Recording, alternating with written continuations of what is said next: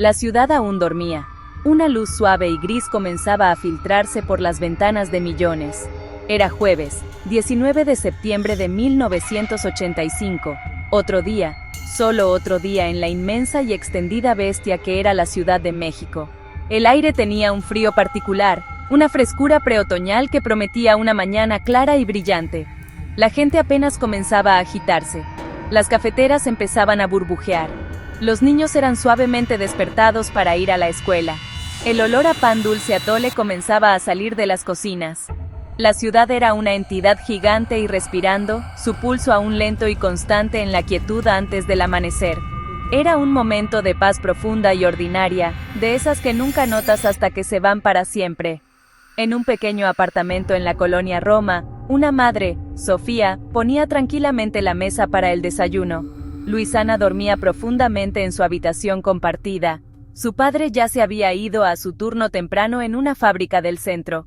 Sofía tarareaba una melodía tranquila, pensando en el día que tenía por delante. Miró por la ventana los árboles de jacarandá, sus hojas inmóviles. Todo estaba quieto. El mundo contenía la respiración, pero nadie lo sabía. Sintió una ligera, casi imperceptible vibración, como el paso de un camión pesado. No le dio importancia. Era la ciudad, después de todo. La ciudad siempre retumbaba. Entonces llegó. No fue un temblor, fue un rugido. La tierra se convirtió en un mar furioso. El gruñido bajo explotó en una conmoción violenta y ensordecedora. Sofía se agarró al borde de la mesa de la cocina mientras el suelo se movía debajo de ella. Los platos que acababa de poner cayeron al suelo, haciéndose añicos en 100 pedazos. El edificio gritó. Un sonido de metal retorciéndose de hormigón gimiendo de cristales explotando, fue lanzada contra la pared. Su primer pensamiento, su único pensamiento, fue para sus hijos.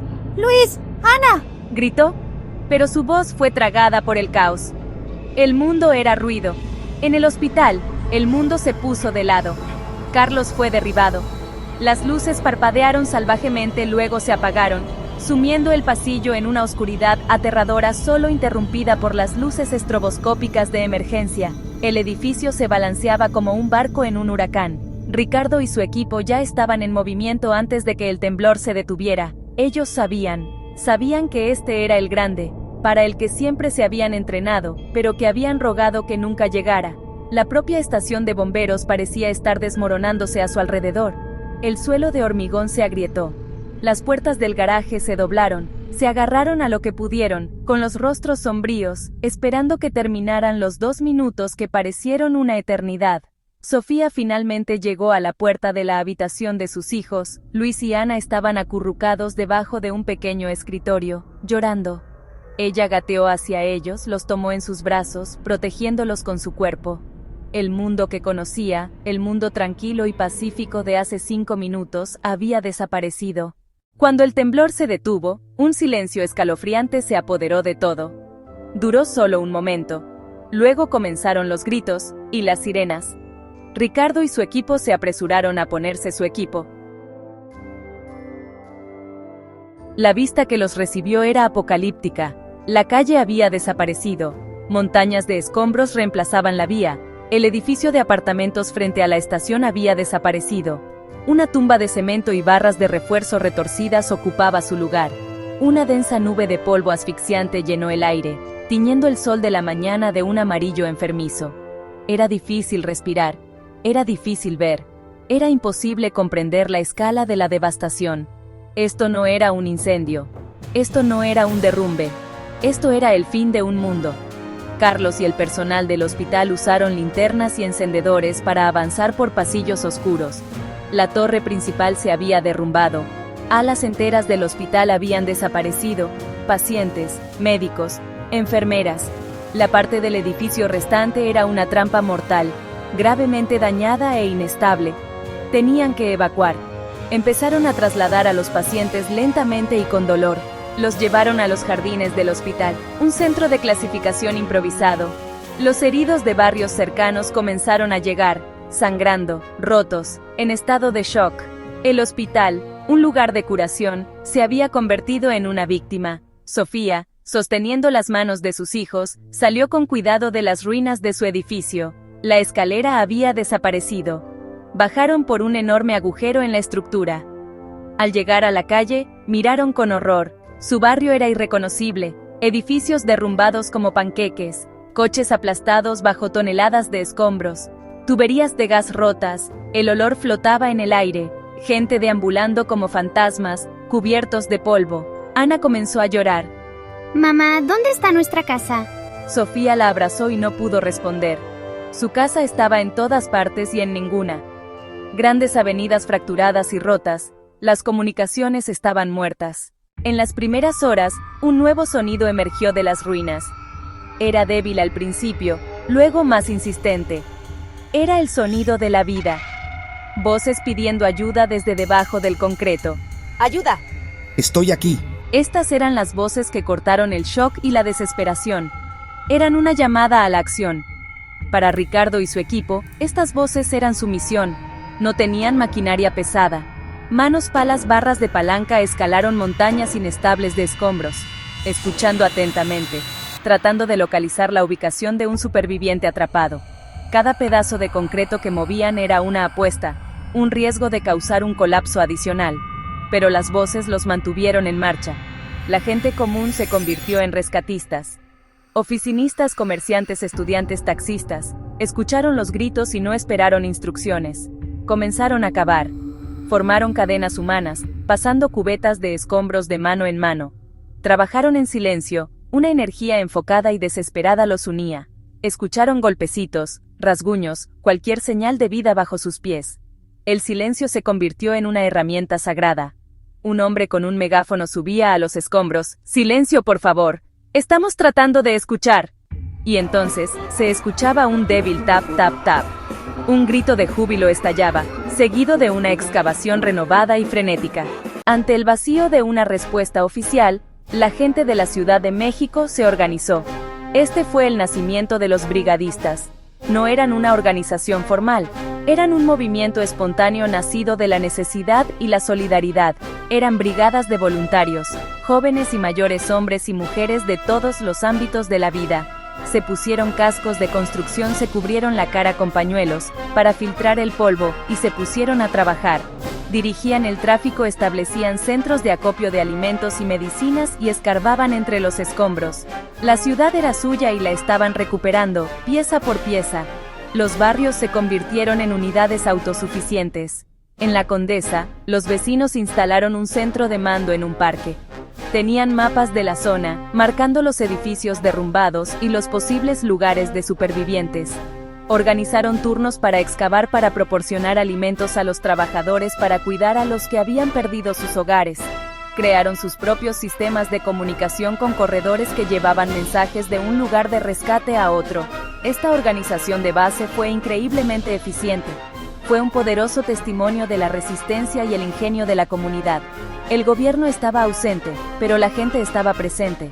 Ellos estaban a cargo. Las donaciones llegaron de todo el país y luego de todo el mundo. Pero la necesidad inmediata era la organización. Los brigadistas crearon enormes centros de acopio en parques, estadios, campus universitarios. Fue una tarea logística monumental, toda realizada por voluntarios. Era una ciudad dirigida por sus propios ciudadanos, una poderosa y conmovedora muestra de poder cívico. El derrumbe de hospitales importantes como el Hospital General y el Hospital Juárez creó una catástrofe médica dentro de una catástrofe. Los doctores y enfermeras que habían sobrevivido se encontraron sin un lugar para trabajar, sin suministros y sin electricidad. Sin embargo, no se detuvieron. El doctor Carlos, habiendo escapado de las ruinas de su propio hospital, se unió inmediatamente a una clínica improvisada instalada en una esquina. Usaron pupitres escolares como mesas de examen y sábanas rasgadas para vendajes. Sus pacientes estaban por todas partes, en las banquetas, en la parte trasera de camionetas, acostados en parques públicos. Estaban rodeados de sufrimiento, pero trabajaron con una intensidad enfocada. La comunidad médica se convirtió en un ejército nómada de curanderos. Se movieron por los barrios devastados, ofreciendo ayuda donde pudieron. Trataron lesiones por aplastamiento, fracturas, laceraciones profundas con las herramientas más básicas. Dieron a luz a bebés en la parte trasera de ambulancias. Realizaron amputaciones con cuchillos de cocina esterilizados porque no había otra opción. Cada doctor, enfermera, estudiante de medicina y paramédico se convirtió en un soldado de primera línea en una guerra contra la muerte y la infección. Trabajaron durante días sin apenas dormir, impulsados por la adrenalina y un profundo sentido del deber. El agotamiento era inmenso, pero la necesidad era mayor. Sus batas blancas, manchadas de sangre y polvo, se convirtieron en símbolos de esperanza inquebrantable. A medida que los días se convirtieron en una semana, la naturaleza del trabajo comenzó a cambiar. La búsqueda frenética de sobrevivientes se convirtió en un esfuerzo de recuperación más sombrío y metódico. La esperanza de escuchar una voz entre los escombros disminuía con cada hora que pasaba. El silencio debajo del concreto se volvió más pesado, más definitivo. Esta fue una transición dolorosa para los rescatistas. El polvo, que había sido un símbolo del caos, ahora parecía un sudario que cubría a los muertos de la ciudad. La ciudad se convirtió en un paisaje de memoriales improvisados. En el lugar de cada edificio derrumbado, se reunían familiares y amigos. Publicaron fotografías de los desaparecidos, una colegiala sonriente, una pareja joven el día de su boda, un padre sosteniendo a su hijo recién nacido, escribieron nombres en las paredes de las estructuras restantes. Estas no eran solo listas, eran actos de amor y recuerdo. Era una negativa a permitir que sus seres queridos se convirtieran en meras estadísticas. La gente se quedaba horas, mirando los escombros, esperando noticias que nunca llegarían. La ciudad estaba de luto, un dolor público y silencioso compartido en cada esquina. A pesar de la esperanza que se desvanecía, el trabajo continuó. Una mujer que había perdido su propia casa pasó sus días cocinando grandes ollas de sopa para los trabajadores de rescate. Un hombre tocaba su guitarra suavemente cerca de un edificio de apartamentos derrumbado, una triste melodía que ofrecía un momento de paz a los excavadores exhaustos. Estos pequeños actos de bondad fueron el pegamento que mantuvo unido el espíritu roto de la ciudad. Eran un testimonio del hecho de que incluso cuando todo se quita, hogares, posesiones, seres queridos, la capacidad de compasión permanece. El terremoto de 1985 hizo más que derribar edificios, sacudió los cimientos mismos de la sociedad mexicana. La respuesta lenta e inadecuada del gobierno creó una profunda y duradera sensación de desilusión. La gente vio que, cuando la crisis golpeaba, estaban solos. Esta comprensión provocó un poderoso despertar de la sociedad civil. Los ciudadanos que habían organizado las brigadas de rescate, la distribución de alimentos, los refugios improvisados, no simplemente se fueron a casa cuando el polvo se asentó. Habían descubierto su propio poder, su fuerza colectiva. Las cicatrices en la ciudad eran profundas. Durante años, los terrenos baldíos permanecieron como recordatorios fantasmales de los edificios que alguna vez estuvieron allí. Estos espacios eran monumentos a las vidas perdidas y al mundo que había desaparecido en 2 minutos. Las cicatrices emocionales fueron aún más profundas. Una generación de chilangos quedó marcada por el trauma. De las ruinas, sin embargo, surgieron nuevas fortalezas. La experiencia forjó un espíritu inquebrantable de comunidad. Vecinos que nunca se habían hablado se hicieron como familia. La solidaridad que nació entre los escombros no desapareció. Se convirtió en una característica permanente del carácter de la ciudad. La creación de un sistema de protección civil robusto fue el legado más tangible de la tragedia, una promesa hecha a las víctimas de que su pérdida conduciría a un futuro más seguro para las generaciones venideras. 40 años han pasado desde aquella terrible mañana. Hoy, 22 de septiembre de 2025, la Ciudad de México es una metrópolis vibrante y próspera, casi irreconocible de la ciudad en ruinas de 1985. Los lotes vacíos se han llenado. Nuevos rascacielos resistentes a terremotos perforan el horizonte. Las cicatrices se han desvanecido, cubiertas por el ritmo implacable de la vida. Sin embargo, el recuerdo permanece. Vive en las placas conmemorativas, en los simulacros anuales en toda la ciudad y en los corazones de quienes lo vivieron. El terremoto no es solo un evento histórico, es una historia fundacional, un mito de muerte y renacimiento que define la ciudad moderna. El verdadero legado de 1985 no se encuentra en el concreto y el acero, sino en el espíritu del pueblo mexicano. El terremoto reveló una fuerza que muchos no sabían que poseían. Fue la fuerza de la solidaridad, el poder de una sociedad que se negó a ser derrotada. Demostró que, ante la prueba definitiva, la gente no se rompería. Se doblarían, se lamentarían, sufrirían, pero se levantarían. Cada 19 de septiembre, a las 7:19 de la mañana, se lleva a cabo una ceremonia solemne.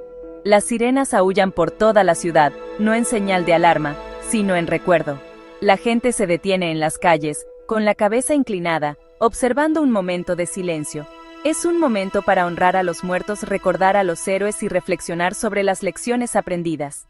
Es una promesa de nunca olvidar.